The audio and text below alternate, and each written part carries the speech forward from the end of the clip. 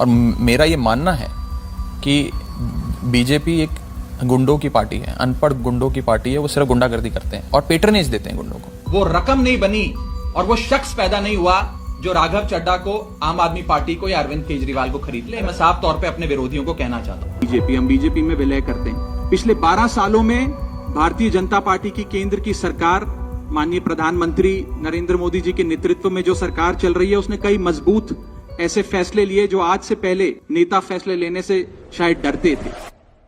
भाई साहब, कभी कभी राजनीति में ऐसे प्लॉट ट्विस्ट आते हैं कि नेटफ्लिक्स भी बोले, भाई हमें भी स्क्रिप्ट दे दो। अब देखो, जिस बंदे को कल तक सिस्टम से सबसे ज्यादा दिक्कत थी, जो हर दूसरे दिन कैमरे के सामने खड़े होकर कहता था, भाई लोकतंत्र खतरे में है, सवाल पूछो जवाब लो, वही इंसान अचानक से उसी पार्टी में शामिल हो जाता है जिसके खिलाफ सबसे ज्यादा बोलता था। मतलब ये वही सीन हो गया जैसे बचपन में दोस्त से लड़ाई करके अगले दिन उसी के साथ टिफिन शेयर करना। और टाइमिंग देखो जरा, जिस समय सरकार से सबसे ज्यादा सवाल पूछे जाने चाहिए, उसी टाइम भाई साहब ने साइड बदल ली। अब आप खुद सोचो, ये रणनीति है, मजबूरी है, या फिर वॉशिंग मशीन टेक्नोलॉजी? हाँ, वही मशीन जिसमें जाते ही सारे दाग धब्बे गायब।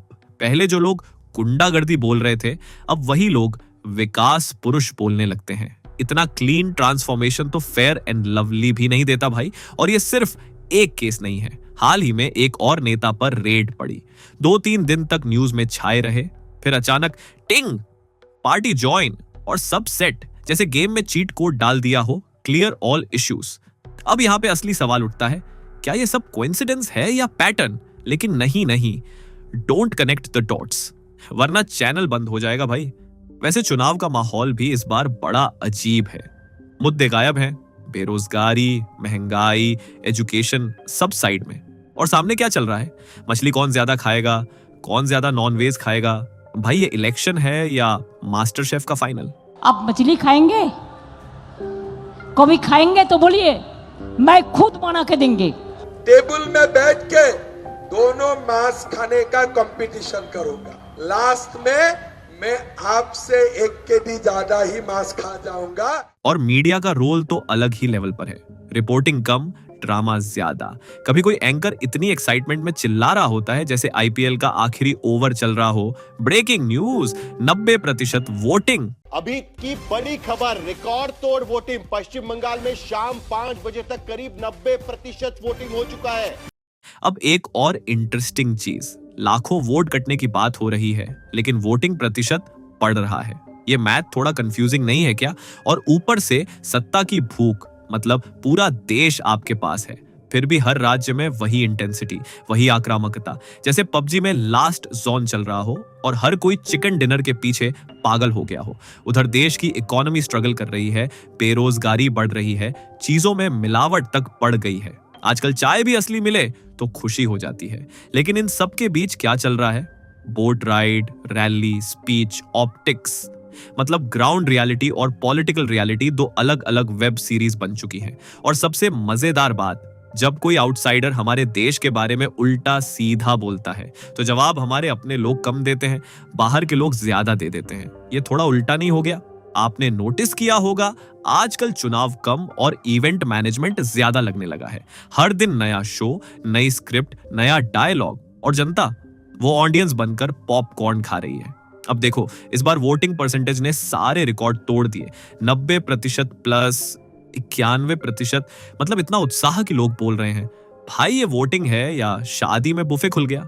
लेकिन जैसे ही ये नंबर आया, सबके दिमाग में एक छोटा सा कीड़ा जरूर कुल बुलाया, इतनी ज्यादा वोटिंग कैसे?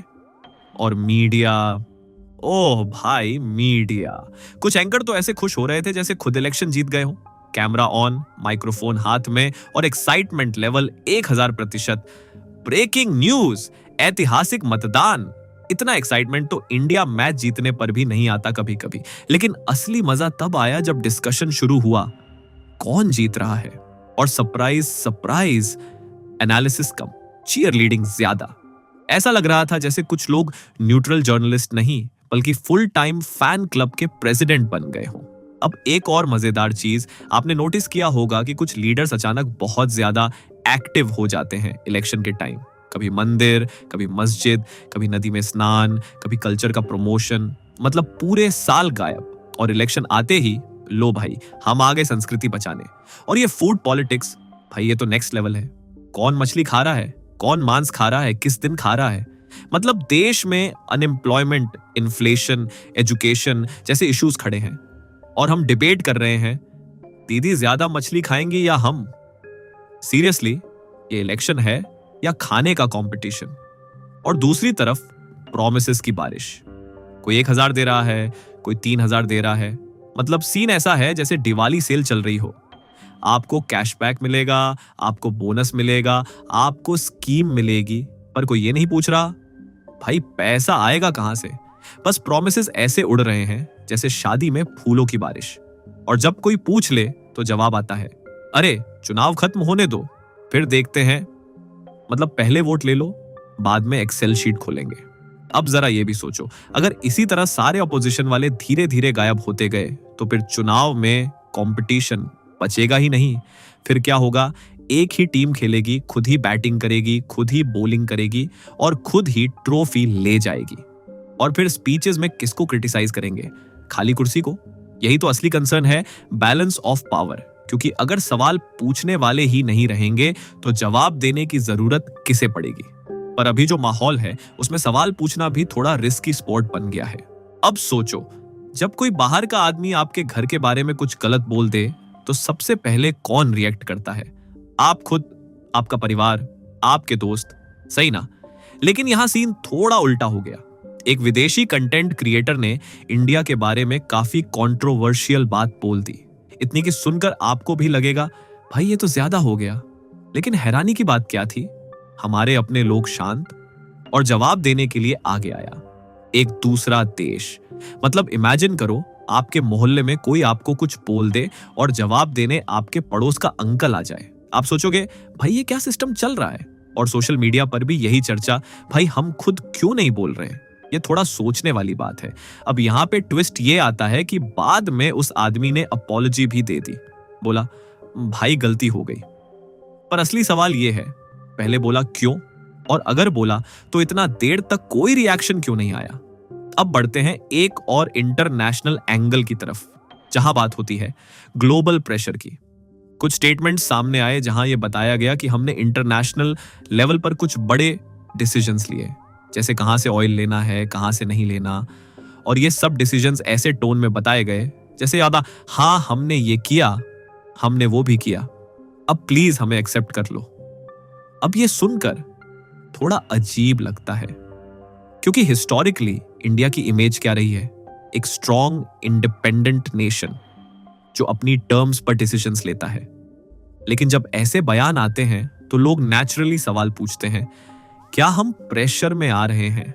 और जैसे ही ये सवाल उठता है तुरंत डैमेज कंट्रोल शुरू। नहीं नहीं नहीं, ऐसा कुछ नहीं है, सब गलत समझा गया। मतलब पहले स्टेटमेंट दो, फिर क्लैरिफाई करो, फिर एक्सप्लेन करो, पूरा लूप चल रहा है और उधर जनता सोच रही है भाई सच क्या है आखिर। अब सबसे इंटरेस्टिंग चीज ये है, जब ये सब इंटरनेशनल लेवल पे हो रहा होता है उसी टाइम डोमेस्टिक इश्यूज भी चल रहे होते हैं। पेट्रोल डीजल के दाम बढ़ने की चर्चा, महंगाई का प्रेशर, खाने पीने की चीजों में मिलावट, मतलब ग्राउंड रियलिटी कुछ और है और ऊपर नैरेटिव कुछ और चल रहा है। और इन सब के बीच पॉलिटिकल मूव्स कंटिन्यू, लोग पार्टी बदल रहे हैं, अलायंसेस बन रहे हैं, इक्वेशंस बदल रही हैं और हर कोई यही बोल रहा है हम देश के लिए कर रहे हैं। अब ये देश के लिए वाला डायलॉग इतना ओवरयूज्ड हो गया है कि सुनकर लगता है भाई थोड़ी ओरिजिनलिटी भी रख लो। लेकिन हां, एक बात साफ दिख रही है, पावर गेम अपने पीक पर है। हर मूव सोच समझकर खेला जा रहा है, जैसे चेस का एंड गेम चल रहा हो। और इस पूरे गेम में सबसे बड़ा सवाल वही है, क्या जनता को सही इंफॉर्मेशन मिल रही है या फिर हम सिर्फ एडिटेड हाइलाइट्स देख रहे हैं।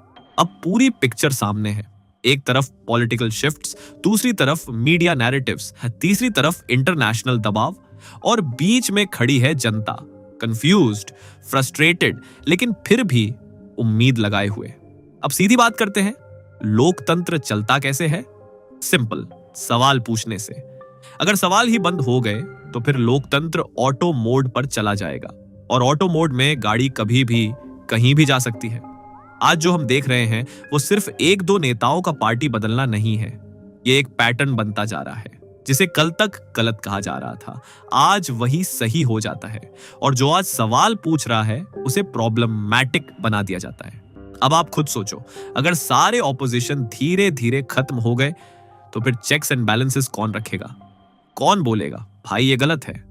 तो ये कहने में मुझे कोई गुरेज नहीं है कि जो बीजेपी में चला जाएगा वो इनाम पाएगा, और जो बीजेपी के खिलाफ आवाज उठाएगा उसके घर ईडी नाम का मेहमान आएगा। क्योंकि पावर का नेचर क्या है, जितनी ज्यादा मिलती है उतनी और चाहिए, और जब कोई रोकने वाला नहीं होता तो फिर वही होता है जो हिस्ट्री में कई बार हो चुका है, सिस्टम इम्बैलेंस हो जाता है। अब यहां एक एनालॉजी समझो, मान लो एक क्रिकेट मैच है और एक टीम इतनी पावरफुल हो गई कि दूसरी टीम के सारे प्लेयर्स ही खरीद लिए। अब मैच होगा कैसे? एक ही टीम बैटिंग भी करेगी, बॉलिंग भी, और खुद ही जीत का सेलिब्रेशन भी करेगी। यही डर लोगों को सता रहा है, और इसी बीच ग्राउंड रियलिटी भी नजरअंदाज नहीं करनी चाहिए। महंगाई है, बेरोजगारी है, एजुकेशन इश्यूज हैं, लेकिन इन सब के ऊपर क्या चल रहा है? पीआर, ऑप्टिक्स, स्टेटमेंट्स, रैलिस, मतलब असली मुद्दे पीछे और शो आगे। अब कुछ लोग बोलेंगे, अरे भाई सब ठीक है, डेवलपमेंट हो रहा है। ठीक है, डेवलपमेंट होना चाहिए, लेकिन साथ में अकाउंटेबिलिटी भी तो होनी चाहिए ना। अगर कोई भी सिस्टम अकाउंटेबिलिटी से फ्री हो गया तो फिर वो सिस्टम नहीं, वन वे ट्रैफिक बन जाता है, और वन वे ट्रैफिक में एक्सीडेंट के चांसेस ज्यादा होते हैं। इसलिए सबसे जरूरी चीज क्या है? बैलेंस ऑफ पावर, ना ज्यादा एक तरफ ना ज्यादा दूसरी तरफ, क्योंकि लोकतंत्र का असली ब्यूटी ही यही है, डिफरेंट वॉइसेस, डिफरेंट ओपिनियंस और हेल्दी डिबेट। और हाँ, एक और चीज, हम जैसे लोग जो कंटेंट बनाते हैं उनका काम क्या है? ब्लाइंड सपोर्ट करना नहीं, ब्लाइंड हेट करना वो भी नहीं। हमारा काम है आपको सोचने पर मजबूर करना, ताकि आप खुद डिसाइड करो कि सही क्या है, गलत क्या है। क्योंकि अल्टीमेटली देश किसी एक पार्टी, एक नेता या एक आइडियोलॉजी से नहीं चलता। देश चलता है आपसे, आपके वोट से, आपके सवालों से, आपकी अवेयरनेस से। तो अगली बार जब कोई बड़ा स्टेटमेंट सुनो, कोई फ्लैशी प्रॉमिस देखो, बस एक छोटा सा काम करना, थोड़ा रुकना और सोचना, क्योंकि कभी कभी सबसे पावरफुल चीज रिएक्शन नहीं बल्कि क्वेश्चन होता है। तो भाई अंत में बस एक छोटी सी लेकिन काम की बात समझ लो, लोकतंत्र कोई व्हाट्सएप फॉरवर्ड नहीं है जो बिना सोचे समझे आगे भेज दिया। ये एक रिस्पॉन्सिबिलिटी है जहां सोचना, सवाल पूछना और समझना बहुत जरूरी होता है।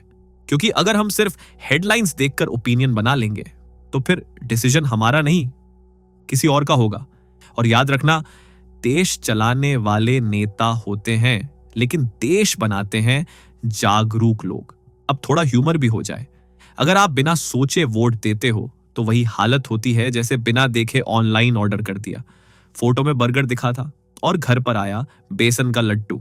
तो अगली बार ना ब्लाइंड सपोर्ट करना, ना ब्लाइंड हेट, बस थोड़ा दिमाग लगाना, क्योंकि दिमाग फ्री है, जीएसटी भी नहीं लगता। और हाँ, सवाल पूछने से डरना मत, क्योंकि सिस्टम से सवाल पूछना एंटी नेशनल नहीं बल्कि प्रो डेमोक्रेसी होता है। अगर वीडियो पसंद आया हो तो लाइक कर देना, सब्सक्राइब कर लेना, क्योंकि यहां सिर्फ नॉइज नहीं, सेंस भी मिलता है। और कमेंट्स में जरूर बताना आप क्या सोचते हो। मिलते हैं अगली वीडियो में, तब तक सोचते रहो, पूछते रहो और थोड़ा हंसते भी रहो। जय हिंद।